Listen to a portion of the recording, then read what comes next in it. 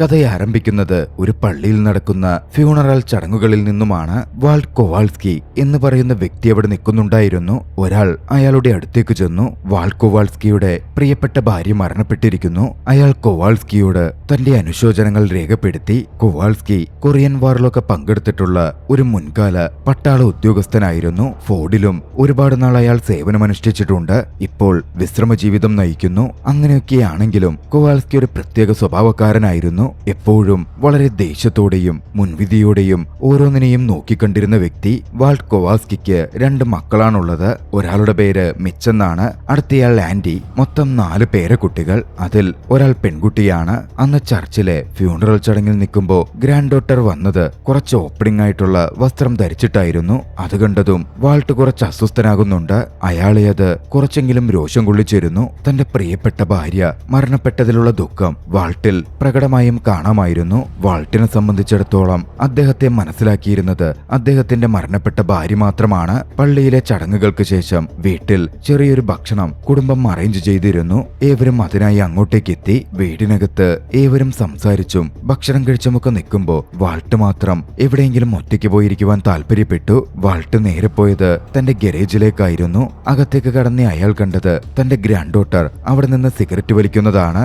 1972 വാൾട്ടിന് സമ്മാനമായി കിട്ടിയ ഫോർഡിന്റെ grand Torino അവിടെ ഉണ്ടായിരുന്നു. ആ കാറുമായി വാൾട്ടിന് വളരെ അടുത്ത ബന്ധമാണുള്ളത്. വാൾട്ടിന് ഏറെ പ്രിയപ്പെട്ട കാറാണത്. അവിടെ ഉണ്ടായിരുന്ന വാൾട്ടിന്റെ ഗ്രാൻഡ് ഡോട്ടർ ഉടനൊരു കാര്യം ചോദിച്ചു. മുത്തശ്ശൻ കൂടി മരിച്ചാൽ ഈ കാർ പിന്നെ ആർക്കാ കൊടുക്കുക എന്നായിരുന്നു അത്. വാൾട്ടിന് അത് ഇഷ്ടപ്പെട്ടില്ല. വാൾട്ട് പേരക്കുട്ടിയോടൊന്നും പറഞ്ഞില്ലെന്ന് മാത്രമല്ല അവിടെ നിന്ന് ഇറങ്ങിപ്പോവുക കൂടി ചെയ്തു. തിരികെ വീട്ടിലേക്ക് വാൾട്ടെത്തുമ്പോ ഡൊറോത്തിയുടെ പുരോഹിതനായിരുന്ന ഫാദർ ജെനോവിച്ച് വാൾട്ടിനെ കാണുവാനെത്തി. അദ്ദേഹം പറഞ്ഞു, ഡൊറോത്തി എനിക്ക് ഏറ്റവും പ്രിയപ്പെട്ട വ്യക്തിയായിരുന്നു. തന്റെ മരണശേഷം വാൾട്ടിനെ നോക്കിക്കാണാൻ ഡൊറോത്തി എപ്പോഴും പറഞ്ഞിരുന്നു. കൂട്ടത്തിൽ അവർ എന്നോട് പ്രത്യേകിച്ചൊരു കാര്യം കൂടി പറഞ്ഞു. വാൾട്ടിന്റെ മനസ്സിൽ എന്തൊക്കെയോ പഴയ കാര്യങ്ങളുണ്ട്. വാൾട്ടിനെ കൊണ്ട് ഒരു കുമ്പസാരം നടത്തിപ്പിക്കണമെന്ന്. ഇതുവരേക്കും വാൾട്ട് കുമ്പസരിച്ചിട്ടില്ലെന്നും ഡൊറോത്തി പറഞ്ഞിട്ടുണ്ട് എന്നും ജെനോവിച്ച് കൂട്ടിച്ചേർക്കുന്നുണ്ടായിരുന്നു. പക്ഷേ വാൾട്ട് അപ്പോഴും അതിന് തയ്യാറായില്ല. തന്നേക്കാൾ ചെറിയൊരു പയ്യനോട് കുമ്പസരിക്കാൻ തനിക്ക് ബുദ്ധിമുട്ടുണ്ട് എന്ന് പറഞ്ഞായിരുന്നു വാൾട്ട് അതിൽ നിന്ന് ഒഴിഞ്ഞുമാറിയത്. ഡെട്രോയിറ്റിൽ താമസിച്ചുകൊണ്ടിരുന്ന വാൾട്ടിന് അയൽവക്കക്കാരായി കൂടുതലും ഉണ്ടായിരുന്നത് കുടിയേറ്റക്കാരായ മോങ് വംശജരായിരുന്നു. അതായത് ചൈനയടക്കമുള്ള ഏഷ്യൻ രാജ്യങ്ങളിൽ നിന്ന് കുടിയേറിയവർ. ബാംഗ്ലൂർ ഫാമിലി എന്നൊരു ഫാമിലിയാണ് വാൾട്ടിന്റെ തൊട്ടടുത്ത അയൽക്കാരായിട്ടുണ്ടായിരുന്നത്. അവരുടെ വരവും അവർ താമസമാക്കുന്നതൊന്നും വാൾട്ടിന് തീരെ അങ്ങ് പിടിച്ചിരുന്നില്ല. ആ വീട്ടിൽ താവോ എന്നു പേരുള്ള ഒരു പയ്യനുണ്ടായിരുന്നു. വീട്ടിലെ ഏവരും അവനെ ഒരു വിലയില്ലാത്തവനായിട്ടായിരുന്നു കണ്ടിരുന്നത്. വീട്ടിലെ ജോലികളൊക്കെ അവന്റെ തലയിൽ എപ്പോഴും സഹോദരങ്ങളടക്കം വെച്ചു കിട്ടും. ആ കൂട്ടുകുടുംബത്തിന്റെ പ്രവൃത്തികളും മറ്റും വാൾട്ട് എപ്പോഴും നോക്കിക്കാണാറുണ്ടായിരുന്നു. വാൾട്ടിന് അവരോടൊരു പ്രിയവും തോന്നാറില്ല. അങ്ങനെയിരിക്കെ ഒരു ദിവസം താവോ തെരുവിലൂടെ നടന്നു നീങ്ങുകയായിരുന്നു. ആ സമയമാണ് അവനടുത്തേക്ക് പ്രശ്നമുണ്ടാക്കാൻ ഒരു ഗ്യാങ് വന്നത്. അമേരിക്കൻ ഗ്യാങ്സ്റ്റേഴ്സായി അവർ താവോയെ വളരെ മോശം വാക്കുകൾ പറഞ്ഞ് പരിഹസിക്കാനും പേടിപ്പിക്കാനും ഒക്കെ ആരംഭിച്ചു. പക്ഷെ താവോ അങ്ങനെ കുലുങ്ങുന്നുണ്ടായിരുന്നില്ല. ആ സമയമാണ് അതിനെതിരെയായി താവോയുടെ കസിനായ സ്പൈഡർ ലീഡ് ചെയ്യുന്ന ഒരു മോങ് ഗ്യാങ് കൂടി കടന്നു വന്നത്. അവർ അമേരിക്കൻ ഗ്യാങ്ങുമായി വാക്കുതർക്കത്തിൽ ഏർപ്പെടാനും തോക്കടക്കം പുറത്തെടുക്കാനും ആരംഭിച്ചു.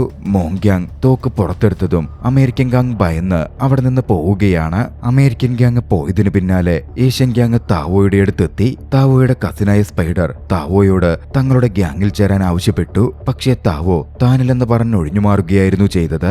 ആവശ്യമില്ലാത്ത പ്രശ്നങ്ങളൊന്നും അവൻ ഇഷ്ടമേ ആയിരുന്നില്ല. പിന്നാലെ താവോ തന്റെ വീട്ടിലേക്ക് പോയി. പിന്നീട് താവോ വീടിന് മുമ്പിൽ ഒരു ചെടി നട്ടുകൊണ്ടിരിക്കുമ്പോ ഏഷ്യൻ ഗ്യാങ് വീണ്ടും അങ്ങോട്ടേക്ക് വന്നു. പുറത്ത് താവോയുടെ സഹോദരി സ്യൂ ഇരുന്ന് ഒരു ബുക്ക് വായിക്കുന്നുണ്ടായിരുന്നു. ഗ്യാങ് അങ്ങോട്ടേക്ക് കടന്നു വന്നതും സ്യൂ വീടിനകത്തേക്ക് കയറി. സ്പൈഡർ അടക്കമുള്ള ഗ്യാങ് മെമ്പേഴ്സ് താവോയെ ചുറ്റിവളയുകയും താവോയോട് തങ്ങളുടെ ഗ്യാങ്ങിൽ ജോയിൻ ചെയ്യാൻ വീണ്ടും നിർബന്ധിച്ച് ആവശ്യപ്പെടുകയും ചെയ്തു. തന്റെ മുമ്പിൽ മറ്റു വഴികളില്ലെന്ന് കണ്ടതും അവരുടെ കൂടെ ചേരുവാൻ താവോ തീരുമാനിക്കുകയാണ്. ഗ്യാങ്ങിൽ ചേരാനുള്ള ആദ്യ ഘട്ടമെന്ന നിലയിൽ താവോയ്ക്ക് അവരൊരു അസൈൻമെന്റ് കൊടുത്തു. തൊട്ട അയൽവക്കത്തുള്ള വാൾട്ടിന്റെ ഏറെ പ്രിയപ്പെട്ട 1972 മോഡൽ ഫോർഡിന്റെ ഗ്രാൻഡ് ടോറിനോ മോഷ്ടിച്ചു കൊണ്ടുവരണം എന്നായിരുന്നു അവർ പറഞ്ഞത്.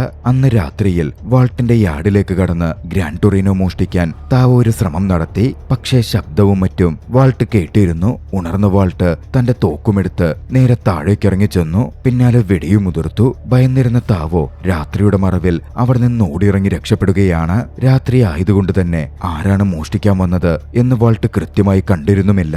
ഇതേ സമയം പുറത്ത് കാത്തു നിൽക്കുന്നുണ്ടായിരുന്ന സ്പൈഡറും സംഘവും താവോയുടെ ആശ്രമം നോക്കിക്കണ്ടിരുന്നു. പിന്നെ വൈകിയില്ല. തന്റെ ഗ്യാരേജിലേക്ക് ആരും കടന്നു കയറാതിരിക്കാനുള്ള മാറ്റങ്ങൾ വാൾട്ട് ഉടനടി ചെയ്തു. അടുത്ത ദിവസം വാൾട്ടിന് തന്റെ മകന്റെ കോൾ വന്നു. അച്ഛൻ എങ്ങനുണ്ട്, സുഖമാണോ എന്നൊക്കെ ചോദിക്കുന്നതിന് പകരം അമ്മയുടെ സ്വർണത്തെ പറ്റിയായിരുന്നു അവന്റെ ചോദ്യം. മാത്രമല്ല വാൾട്ടിനോട് ഇത്രയും പ്രായമായി ഇനി തനിച്ചു ജീവിക്കേണ്ട, ഒരു കെയർ ഹോമിലേക്ക് മാറൂ എന്ന് മകൻ പറയുന്നുണ്ടായിരുന്നു. വാൾട്ടിന് അതൊന്നും തീരെ ഇഷ്ടപ്പെട്ടില്ല. തന്റെ സ്പോയിൽഡ് ചിൽഡ്രൻസിൽ നിന്നും വാൾട്ട് ഒറ്റയ്ക്ക് ജീവിക്കുകയാണ്. കുറച്ച് സമാധാനം കിട്ടാൻ സിറ്റൗട്ടിൽ ചെന്നിരുന്ന് പുറത്തെ കാഴ്ചകൾ വാൾട്ട് നോക്കിക്കൊണ്ടിരുന്നു. പുറത്ത് പാർക്ക് ചെയ്തിരുന്ന തന്റെ ഏറെ പ്രിയപ്പെട്ട ഗ്രാൻഡ് ടൊറീനോയും വാൾട്ട് നോക്കിക്കാണുന്നുണ്ട്. അന്ന് രാത്രിയിൽ വീണ്ടും സ്പൈഡറും സംഘവും താവോയുടെ വീട്ടിലെത്തി. സിറ്റൗട്ടിലിരിക്കുകയായിരുന്ന താവോയെ ഗ്യാങ്ങിൽ ചേരാൻ പറഞ്ഞ് ബലം പ്രയോഗിച്ച് കൊണ്ടുപോവാൻ നോക്കി. പക്ഷെ ആ ബലപ്രയോഗത്തിനെ താവോ എതിർക്കാൻ ശ്രമിക്കുന്നുണ്ടായിരുന്നു. കഴിഞ്ഞ ദിവസത്തെ സംഭവത്തോടെ ഗ്യാങ്ങിന്റെ ഭാഗമാകാൻ താവോയ്ക്ക് ഒരു താല്പര്യവും ഉണ്ടായിരുന്നില്ല. പിടിവലിയും ബഹളവുമായപ്പോ താവോയുടെ ഫാമിലി മെമ്പേഴ്സ് മുഴുവൻ ഒച്ചകേട്ട് പുറത്തേക്ക് വരുന്നുണ്ട്. അവർ സ്പൈഡറിനെയും ഗ്യാങ്ങിനെയും തടയാൻ നോക്കിയപ്പോ അവിടെ പിടിവലിയും പ്രശ്നവും അരങ്ങേറാൻ തുടങ്ങി. പിടിവലിയിലും ബഹളത്തിലും അവർ നടന്ന് വാൾട്ടിന്റെ യാർഡിലേക്കും കയറിയിരുന്നു. തന്റെ യാർഡിലേക്ക് ആരൊക്കെയോ കടന്നു കയറുന്നു എന്ന് കണ്ടതും തോക്കെടുത്തിറങ്ങി വന്ന വാൾട്ട് ഗ്യാങ് മെമ്പേഴ്സിനെതിരെ തോക്ക് ചൂണ്ടുകയാണ്.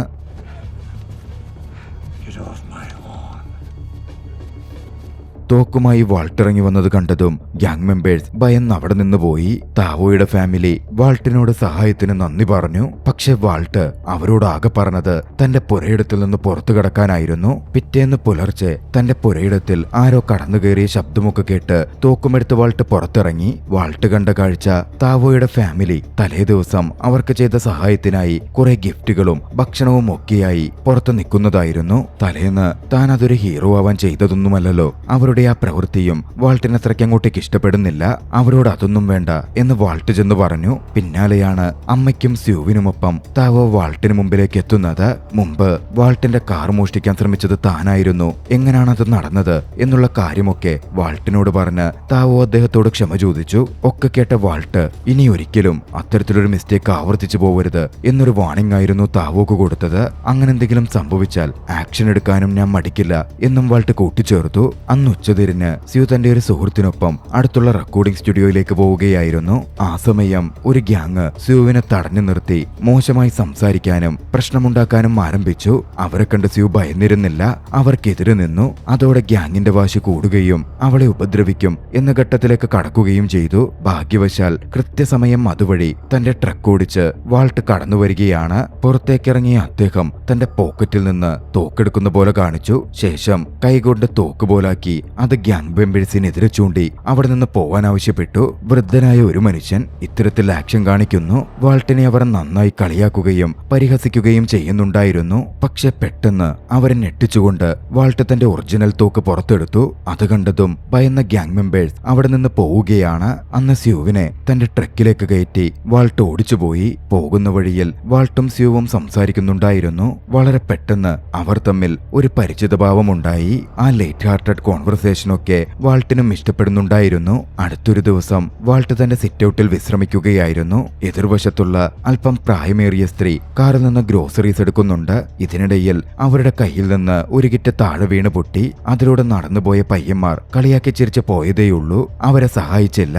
വാൾട്ട് സഹായിക്കാൻ എഴുന്നേക്കാൻ തുടങ്ങുമ്പോ അങ്ങോട്ടേക്ക് താവോ കടന്നു ചെല്ലുന്നത് വാൾട്ട് കണ്ടു. താവോ ആ നൈബറിനെ സഹായിക്കുന്നുണ്ടായിരുന്നു. അതോടെ താവോയോടും മറ്റും വാൾട്ടിന് ചെറിയൊരു മതിപ്പ് തോന്നുന്നുണ്ട്. കുറച്ചു സമയം കഴിഞ്ഞപ്പോ തങ്ങളൊരു ഫാമിലി ബാർബിക്യൂ സംഘടിപ്പിക്കുന്നുണ്ടെന്നും വാൾട്ട് വരുന്നുണ്ടോ എന്നും ചോദിച്ച് സ്യൂ വാൾട്ടിനെ ക്ഷണിക്കാനെത്തി. തന്റെ അടുത്തിരുന്ന ബോക്സിലേക്ക് വാൾട്ട് നോക്കി. ബീർ തീർന്നിരിക്കുന്നു. എന്തായാലും ബീർ കിട്ടുമല്ലോ. മാത്രമല്ല വാൾട്ടിനിപ്പോ ആ ഫാമിലിയോടൊരു വിരോധവുമില്ല. അതുകൊണ്ട് പോയേക്കാം എന്ന് കരുതി വാൾട്ട് സ്യൂക്കൊപ്പം പോയി. വീട്ടിലേക്ക് വാൾട്ടിനെ ഏവരും ഏറെ സന്തോഷത്തോടെയായിരുന്നു സ്വീകരിച്ചത്. ആ ഫാമിലി കൂട്ടായ്മയിൽ ഒരു ചൈനീസ് ഹീലറും ഉണ്ടായിരുന്നു. അയാൾ വാൾട്ടിനെ സൂക്ഷ്മമായി നിരീക്ഷിച്ചു. പിന്നാലെ വാൾട്ട് ഇരുന്നപ്പോ അദ്ദേഹം വാൾട്ടിന്റെ അടുത്ത് ചെല്ലുകയും വാൾട്ടിനോട് പറയുകയും ചെയ്തു, പണ്ട് വാൾട്ട് എന്തോ കനത്ത പാപം ചെയ്തിട്ടുണ്ട്, അതിന്റെ ഭാരം ഇപ്പോഴും വാൾട്ട് ചുമന്നുകൊണ്ടിരിക്കുന്നു. അത് കേട്ടതും വാൾട്ട് പെട്ടെന്ന് വല്ലാതായി. ഒന്ന് പുറത്തിറങ്ങി കുറച്ച് ഫ്രഷ് എയർ ശ്വസിക്കണം എന്ന് തോന്നി വാൾട്ട് പുറത്തേക്ക് വന്നു.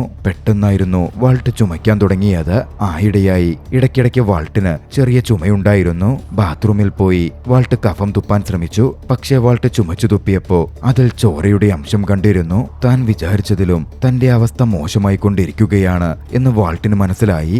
ആരോഗ്യം ക്ഷയിച്ചുകൊണ്ടിരിക്കുന്നു. വാൾട്ട് ടോയ്ലറ്റിൽ നിന്ന് പുറത്തു വരുമ്പോ എന്തെങ്കിലും കുഴപ്പമുണ്ടോ എന്ന് സ്യൂ തിരക്കി. ഒരു കുഴപ്പവുമില്ല എന്നായിരുന്നു വാൾട്ടിന്റെ മറുപടി. കുറച്ചു സമയം പിന്നിട്ട് വാൾട്ട് ഇറങ്ങാൻ നിൽക്കുമ്പോ താവോയുടെ അമ്മ വാൾട്ടിനടുത്തെത്തി. മുമ്പ് താവോ ചെയ്തു പോയ തെറ്റിന് കാർ മോഷ്ടിക്കാൻ ശ്രമിച്ചതിന് അവന് പ്രായശ്ചിത്തം ചെയ്യണമെന്നുണ്ട്. ഒന്നുകിൽ പണം സ്വീകരിച്ചോ അല്ലെങ്കിൽ അവനെ കൊണ്ട് വീട്ടിൽ എന്തെങ്കിലും ജോലി ചെയ്യിപ്പിച്ചോ വാൾട്ടിന് അവന് പ്രായശ്ചിത്തം നൽകാം. അത് തങ്ങളുടെ ഒരു ആചാരമാണ്. വാൾട്ട് അത് നിഷേധിക്കരുത്. അത് തങ്ങൾക്ക് വലിയ അപമാനമായിരിക്കും. അവർ പറഞ്ഞതത്രയും വാൾട്ടിന് മനസ്സിലാവുമായിരുന്നു. താവോയെ വീട്ടിലെ ചെറിയ സഹായപ്പണികൾക്ക് വിളിച്ചോളാമെന്ന് വാൾട്ട് പറഞ്ഞു. അങ്ങനെ വാൾട്ടിന്റെ വീട്ടിലെ ചെറിയ ചെറിയ ജോലികൾ ചെയ്യാൻ താവോ എത്തി. ഇതേ സമയം വാൾട്ടിന്റെ ചുമ വർദ്ധിച്ചു വരികയായിരുന്നു. ചോരയുടെ അംശവും കൂടി വന്നു. അതോടെ ഡോക്ടറെ കാണാൻ വാൾട്ട് തീരുമാനിക്കുകയാണ്. ഡോക്ടറെ കണ്ട് ചെക്ക് ചെയ്ത് കഴിഞ്ഞപ്പോൾ വാൾട്ടിന് മനസ്സിലായത് തനിക്ക് വളരെ വലിയൊരു രോഗമാണെന്നായിരുന്നു. കുറച്ച് മാസങ്ങൾ മാത്രമേ വാൾട്ടിന് ഇനി ആയുസുള്ളൂ. തിരികെ വീട്ടിലേക്കെത്തിയ വാൾട്ട് അകന്നു കഴിയുന്ന മക്കളുമായുള്ള ബന്ധം മെച്ചപ്പെടുത്താനും അവരോട് സംസാരിക്കാനും ശ്രമിച്ചു. പക്ഷെ അവരൊക്കെ തിരക്കാണ് എന്ന് പറഞ്ഞ വാൾട്ടിന് പറയാനുള്ളത് പോലും കേൾക്കാതെ ഒഴിഞ്ഞു മാറുകയായിരുന്നു ചെയ്തത്. ഇതേ സമയം താവോ ആകട്ടെ വാൾട്ടിന്റെ വീട്ടിലെ ജോലികൾ ചെയ്ത് വാൾട്ടിനെ സഹായിച്ചുകൊണ്ടിരുന്നു. വാൾട്ട് മനഃപൂർവ്വം താവോയെ ആ പണികൾ ചെയ്യിപ്പിച്ചതായിരുന്നു. താവോയെ ചുറ്റിപ്പറ്റിയുള്ള ഏഷ്യൻ ഗ്യാങ്സ്റ്റേഴ്സ് ഉണ്ടല്ലോ, അവരെ അവനിൽ നിന്നും അകറ്റി നിർത്തുക എന്നതായിരുന്നു വാൾട്ടിന്റെ ലക്ഷ്യം. ഓരോ ജോലിയും നടക്കുമ്പോഴും മറ്റും വാൾട്ട് ഇതൊക്കെ സൂപ്പർവൈസ് ചെയ്യുകയും അവിടുത്തെ സാഹചര്യങ്ങൾ വിലയിരുത്തുകയും ചെയ്യുന്നുണ്ടായിരുന്നു. താവോയുടെ കോൺഫിഡൻസ് കുറവും അവനെ എല്ലാവരും അടിമയെപ്പോലെ ഉപയോഗിക്കുന്നതും വാൾട്ട് നോക്കിക്കണ്ടിരുന്നു. താവോയെ ഒരു സ്ട്രോങ് മാനാക്കാൻ വാൾട്ട് തീരുമാനിച്ചു. ആദ്യഘട്ടത്തിൽ അതിനുവേണ്ടി വാൾട്ട് ചെയ്തത് താവോയ്ക്ക് ഒരു സ്ഥിര ജോലി നേടിക്കൊടുക്കുകയായിരുന്നു. തന്റെ സുഹൃത്ത് ടിം കെന്നഡിയുടെ കമ്പനിയിൽ താവോക്ക് ഒരു ജോലി വാൾട്ട് തയ്യാറാക്കി കൊടുത്തു. ഫാക്ടറിയിൽ വർക്ക് ചെയ്യാനുള്ള ടൂൾസും മറ്റും വാൾട്ട് തന്നെ വാങ്ങിക്കൊടുക്കുകയും ചെയ്തിരുന്നു. പിന്നാലെ താവോ ഫാക്ടറിയിൽ സ്ഥിരമായി ജോലിയിൽ പ്രവേശിച്ചു. ഒരു ദിവസം അവൻ ബസ് ഇറങ്ങി പോകുന്ന വഴിയിൽ പഴയ ഏഷ്യൻ ഗ്യാങ് അവനെ ചുറ്റിവളഞ്ഞു. അവനെ പിടിച്ച് ക്രൂരമായി ഉപദ്രവിച്ചു. സിഗരറ്റ് വെച്ച് അവന്റെ മുഖം പൊള്ളിച്ചു. അവന്റെ പണിയായുധങ്ങൾ വലിച്ചെറിഞ്ഞു. അന്ന് ആക്രമണം ഏറ്റുവാങ്ങി വെറും കൈയോടെയായിരുന്നു അവൻ വീട്ടിലേക്ക് പോയത്. അവൻ പോകുന്ന വഴിയിൽ വാൾട്ട് അവനെ നോക്കിക്കണ്ടു. അവന്റെ മുഖത്തെ പരിക്കടക്കം ശ്രദ്ധിച്ച വാൾട്ടിന് കാര്യം മനസ്സിലായിരുന്നു. ദേഷ്യം കൊണ്ട് വിറച്ച വാൾട്ട് ആ ഗ്യാങ്ങിന്റെ ഹൈഡൌട്ടിലേക്ക് ചെന്നു. ഗ്യാങ് മെമ്പർ സ്മോക്കി മാത്രമായിരുന്നു അവിടെ ഉണ്ടായിരുന്നത്. വാൾട്ട് സ്മോക്കിയെ കടന്നാക്രമിക്കുന്നുണ്ട്.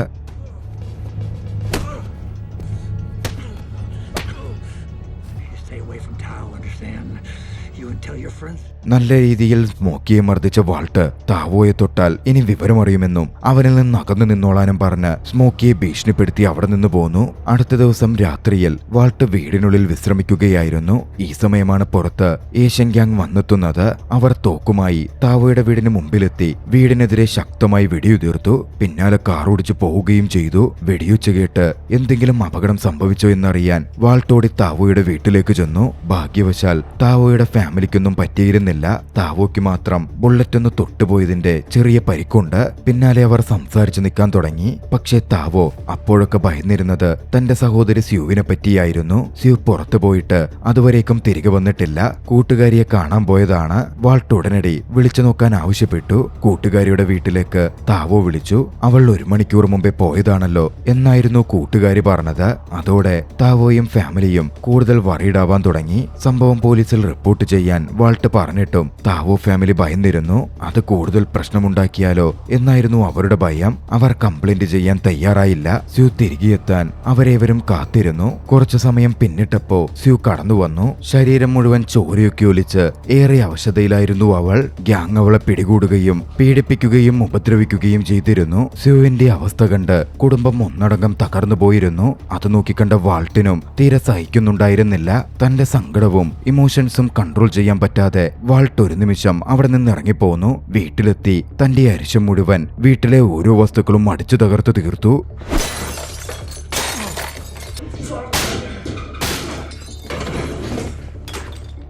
പിന്നാലെ ചില കാര്യങ്ങൾ വാൾട്ട് തീരുമാനിച്ചുറപ്പിച്ചിരുന്നു. വാൾട്ട് നേരെ തന്നെ ഇടയ്ക്ക് വന്ന് കാണുമായിരുന്ന തന്റെ ഭാര്യ ഡൊറോത്തി പറഞ്ഞിട്ട് തന്റെ അടുത്ത് കുമ്പസരിക്കാൻ ആവശ്യപ്പെട്ട് ഫാദർ ജനോവിച്ചിനെ ചെന്നു കണ്ടു. വർഷങ്ങളായി താനുള്ളിൽ കൊണ്ടു നടന്നിരുന്ന കാര്യങ്ങൾ മറ്റും അദ്ദേഹം ഫാദറിനോട് കുമ്പസരിച്ചു. കൊറിയൻ വാറിന്റെ സമയത്ത് നിരപരാധികളായ നിരവധി പേരെ താൻ കൊന്നിട്ടുണ്ട് എന്നതടക്കമുള്ള വിവരങ്ങളായിരുന്നു അതിൽ. പിന്നാലെ താൻ ചെയ്യാൻ പോകുന്ന പ്രതികാര നടപടികളെ പറ്റിയുള്ള ഒരു സൂചനയും അച്ഛനടുക്കൽ വാൾട്ട് കൊടുത്തിരുന്നു. താവോയുടെയും സ്യൂവിന്റെയും ഫാമിലിയെ പ്രൊട്ടക്ട് ചെയ്യാൻ വാൾട്ട് തീരുമാനിച്ചിരുന്നു. വീട്ടിലെത്തി വാൾട്ട് തോക്കും മറ്റും തയ്യാറാക്കി നിൽക്കെ താവോ അങ്ങോട്ടേക്ക് വന്നു. തന്റെ സഹോദരിക്കേറ്റ ആഘാതത്തിൽ താവോ അത്രമേൽ രോഷം കൊണ്ടിരുന്നു. പ്രതികാരം ചെയ്യാൻ തന്നെ സഹായിക്കണം എന്ന് വാൾട്ടിനോട് താവോ ആവശ്യപ്പെട്ടു. വാൾട്ട് താവോയെ ബേസ്മെന്റിലേക്ക് കൂട്ടിക്കൊണ്ടുപോയി.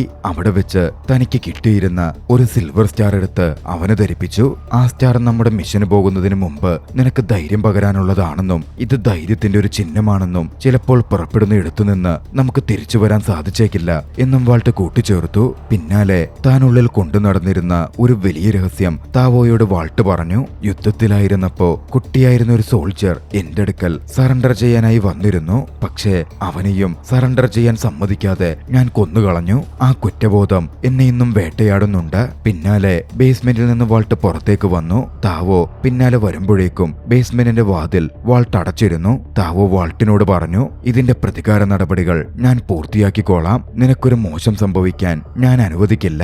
നിന്റെ ഭാവി ഇല്ലാതാക്കാനും ഞാൻ അനുവദിക്കില്ല. അത് കേട്ടതും താവോ രോഷം കൊണ്ട് അലറി വിളിച്ചിരുന്നു. വാതിലിടിച്ച് തന്നെ പുറത്തിറക്കാൻ പറഞ്ഞ് താവോ ബഹളം കൂട്ടി. വാൾട്ട് പക്ഷേ അവനെ പുറത്തിറക്കിയില്ല.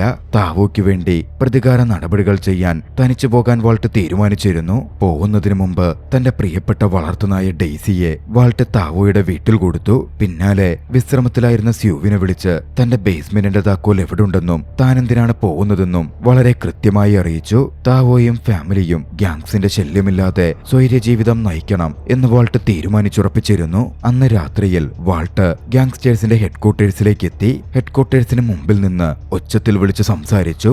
അത് അയൽക്കാരുടെ ശ്രദ്ധ പിടിച്ചു പറ്റി. സ്യൂവിനെതിരെയുള്ള ആക്രമണവും മറ്റും വാൾട്ട് പറഞ്ഞപ്പോ ഗ്യാങ്സ്റ്റേഴ്സ് പ്രകോപിതരാവുന്നുണ്ടായിരുന്നു. വാൾട്ട് പിന്നാലെ തന്റെ പതിവ് രീതിയിൽ കോട്ടനുള്ളിൽ നിന്ന് തോക്കെടുക്കുന്ന പോലെ ആക്ഷൻ കാട്ടി. തോക്ക് പോലെ വിരൽ ചൂണ്ടി ഗ്യാങ്സ്റ്റേഴ്സിനെതിരെ പ്രയോഗിച്ചു.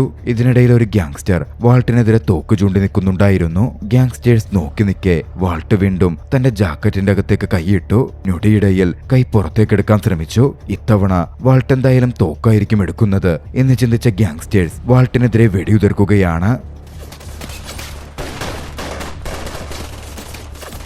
അവിടുണ്ടായിരുന്ന ഗ്യാങ് മെമ്പേഴ്സിന്റെ മുഴുവൻ വെടിയേറ്റ് വാൾട്ട് കൊല്ലപ്പെട്ടു വീണു. വാൾട്ട് ജാക്കറ്റിൽ നിന്ന് പുറത്തെടുത്തത് തോക്കായിരുന്നില്ല, മറിച്ചൊരു സിഗരറ്റ് ലൈറ്റർ ആയിരുന്നു എന്നാ നിമിഷം വ്യക്തമാകുന്നുണ്ടായിരുന്നു. ഗ്യാങ്സ്റ്റേഴ്സിന്റെ വെടിയേറ്റ് വാൾട്ട് കൊല്ലപ്പെട്ടു വീണു. ചുറ്റുമുണ്ടായിരുന്ന നെയ്ബേഴ്സായുള്ള ആളുകൾ അതിന് ദൃക്സാക്ഷികളാവുകയും ചെയ്തു. വാൾട്ടിന്റെ ഉദ്ദേശവും അതുതന്നായിരുന്നു. നിയമപരമായ രീതിയിൽ ആ ഗ്യാങ് മെമ്പേഴ്സ് അറസ്റ്റ് ചെയ്യപ്പെടുക തന്റെ കൊലപാതകത്തിന്റെ പേരിൽ. അപ്പോഴേക്കും സ്യൂ ബേസ്മെന്റിന്റെ ഡോർ തുറന്നു. സ്യൂവും താവോയും സംഭവ സ്ഥലത്തേക്ക് എത്തി. വാൾട്ട് മരണപ്പെട്ട് കിടക്കുകയായിരുന്നു. പോലീസ് അന്വേഷണം നടന്നിരിക്കുന്നു. ഗ്യാങ് മെമ്പേഴ്സ് അറസ്റ്റ് ചെയ്യപ്പെട്ടിരിക്കുന്നു. നെയ്ബേഴ്സ് കൊലപാതകത്തിന് സാക്ഷി പറഞ്ഞിരുന്നു. കൊലപാതക കുറ്റമാണെന്നും നിരായുധനായ ഒരാളെയാണ്, അതും വൃദ്ധനായ ഒരാളെയാണ് അവർ കൊലപ്പെടുത്തിയതെന്നും അതുകൊണ്ട് അടുത്തെങ്ങും ഇവരാരും ജയിലിൽ നിന്ന് പുറത്തു വരില്ല എന്നും ഒരു പോലീസ് ഉദ്യോഗസ്ഥൻ പറഞ്ഞു. തനിക്ക് അധികകാലം ഇനി ആയുസില്ലെന്ന് മനസ്സിലാക്കിയിരുന്ന വാൾട്ട് അത്തരത്തിൽ പ്രശ്നങ്ങൾ പരിഹരിക്കാനും താവോയുടെയും മറ്റും ലൈഫ് നല്ല രീതിയിലാക്കാനും ഒരു ഹീറോവായി ഈ ലോകത്തു നിന്ന് വിട പറയാനും തീരുമാനിക്കുകയായിരുന്നു. വൈകാതെ വാൾട്ടിന്റെ ഫ്യൂണറൽ ചടങ്ങുകൾ നടന്നു. പള്ളിയിൽ നടന്ന ചടങ്ങിൽ പങ്കെടുക്കാൻ ആ ഭാഗത്തെ മുഴുവൻ മോങ് കമ്മ്യൂണിറ്റിയും അദ്ദേഹത്തിന്റെ മക്കളും ബന്ധുക്കളും എത്തിച്ചേർന്നിരുന്നു. ചടങ്ങുകൾക്കൊടുവിൽ വാൾട്ടിന്റെ വിൽപത്രം വായിച്ചു. വിൽപത്രപ്രകാരം വാൾട്ട് തന്റെ വീട് പള്ളിക്ക് എഴുതി വെച്ചിരുന്നു. വാൾട്ടിന്റെ ഏറെ പ്രിയപ്പെട്ട നായയെയും പ്രിയപ്പെട്ട ഗ്രാൻഡ് ടൂറിനോ കാറും വാൾട്ട് കൊടുത്തത് താവോക്കായിരുന്നു. ഒരു കണ്ടീഷനും വാൾട്ട് വെച്ചു. തന്റെ ഗ്രാൻഡ് ടൂറിനോ താവോ മോഡിഫൈ ചെയ്യാൻ പാടില്ല. അക്ഷരാർത്ഥത്തിൽ വാൾട്ടിന്റെ കുടുംബാംഗങ്ങളെ ഞെട്ടിക്കുന്ന വിൽപത്രമായിരുന്നു അത്. തന്റെ അവസാന കാലത്ത് തന്നെ നോക്കാൻ താവോവാണ് ഉണ്ടായിരുന്നതെന്നും അതാണ് ഇത്തരത്തിലൊരു തീരുമാനം എന്നും വാൾട്ട് കുറിച്ചിരുന്നു. പിന്നീട് കുറച്ചു നാളുകൾക്ക് ശേഷം വാൾട്ടിന്റെ ഗ്രാൻഡ് ടൂറിനോ ഓടിച്ച് ഡെയ്സിക്കൊപ്പം ധൈര്യത്തോടെ ഡെട്രോയിറ്റിന്റെ വീഥികളിലൂടെ സഞ്ചരിക്കുന്ന താവോയുടെ ദൃശ്യത്തോടെ ചലച്ചിത്രം അവസാനിക്കുന്നു. രസകരമായ ചലച്ചിത്രം നിങ്ങൾക്കിഷ്ടമായെങ്കിൽ വീഡിയോ ലൈക്ക് ചെയ്യുക. അഭിപ്രായങ്ങളും നിർദ്ദേശങ്ങളും കമന്റുകളിൽ രേഖപ്പെടുത്തുക. എത്തുക. കഴിയുമെങ്കിൽ ചാനൽ സബ്സ്ക്രൈബ് ചെയ്തും കൂട്ടുകാർക്ക് ഷെയർ ചെയ്തു കൊടുത്തും ഞങ്ങളെ സപ്പോർട്ട് ചെയ്യുക. അടുത്ത എപ്പിസോഡിൽ മറ്റൊരു മികച്ച ചലച്ചിത്രവുമായി നമുക്ക് കണ്ടുമുട്ടാം. അതുവരെ ബൈ.